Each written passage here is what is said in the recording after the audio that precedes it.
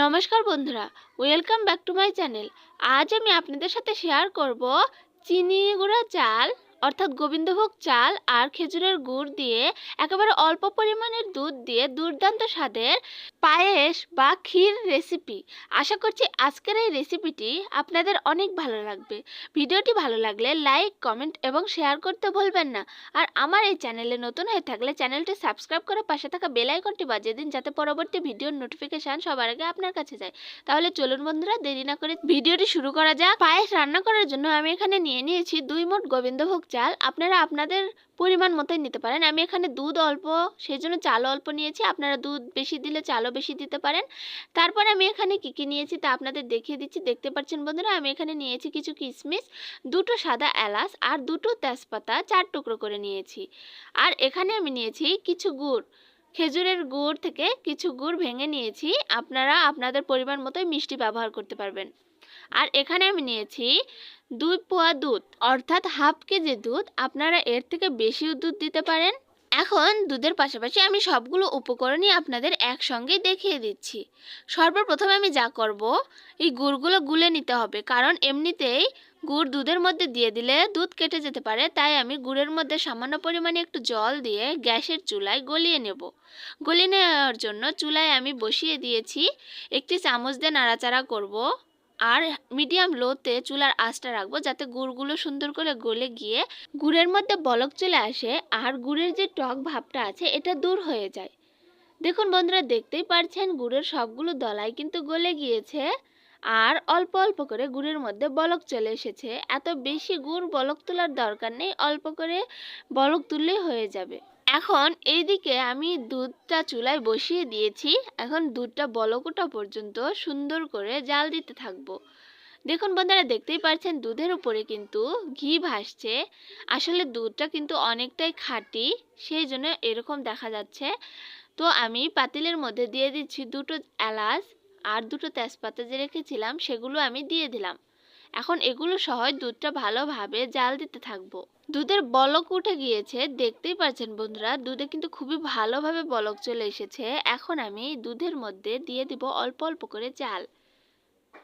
চাল আমি নিয়েছিলাম 2 মুঠের মতো, সেই 2 মুঠ চালই কিন্তু এর মধ্যে আমি দিয়ে দিচ্ছি। অনেকেই অনেক রকম ভাবে পায়েস রান্না করে, যেমন আগে ভাত বসিয়ে দেয়, তারপর ভাত হয়ে গেলে ওর মধ্যে দুধ আর গুড় দুটোই মিশিয়ে নিয়ে তারপর নামিয়ে ফেলে। তো আমি আজকে এই পায়েসটা রান্না করব দুধ দিয়ে ফুটিয়ে। এই জন্য আমি চুলার আঁচটা একেবারে মিডিয়াম লোতে রেখে চালগুলো দুধের মধ্যে দিয়ে দিলাম, যাতে চাল ফুটতে ফুটতে দুধটাও ঘন হয়ে আসে আর একেবারে ক্ষীর হয়ে যায় পায়েসটা।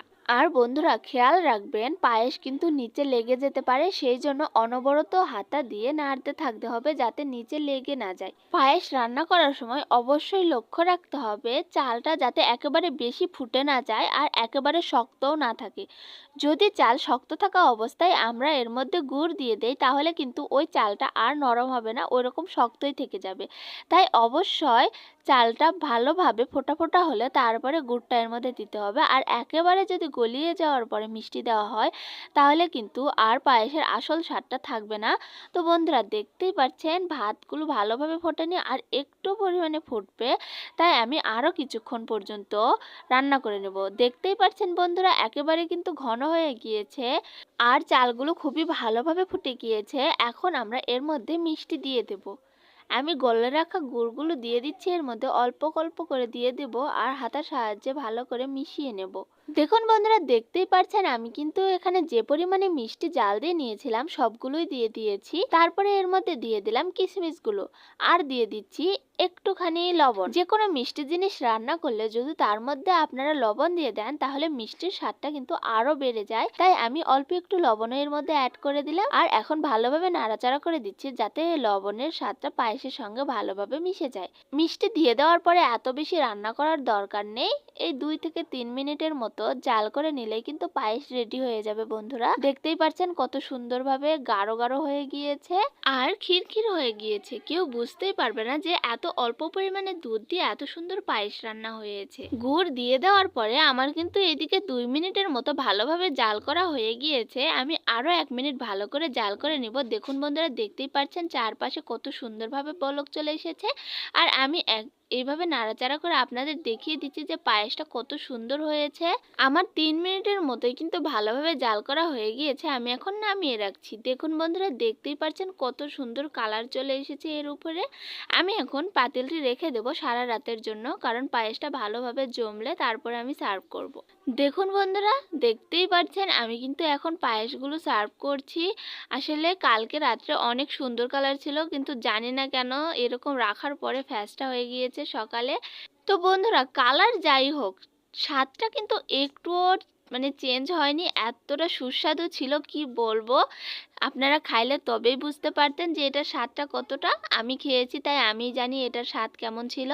আপনারা একবার হলেও এরকমভাবে বাড়িতে পায়েস রান্না করে খাবেন আর সবাইকে খাওয়াবেন। আশা করছি অনেক ভালো লাগবে। তো বন্ধুরা, ভিডিওটি আপনাদের কাছে কেমন লাগলো তা অবশ্যই কমেন্টে জানাবেন। ভিডিওটি শুরু থেকে শেষ পর্যন্ত দেখার জন্য আপনাদের অসংখ্য অসংখ্য ধন্যবাদ। তো বন্ধুরা, দেখা হচ্ছে পরবর্তী ভিডিওতে এইরকমই কোনো নিত্য নতুন রেসিপি নিয়ে। ততক্ষণ পর্যন্ত ভালো থাকুন, সুস্থ থাকুন। টাটা বন্ধুরা।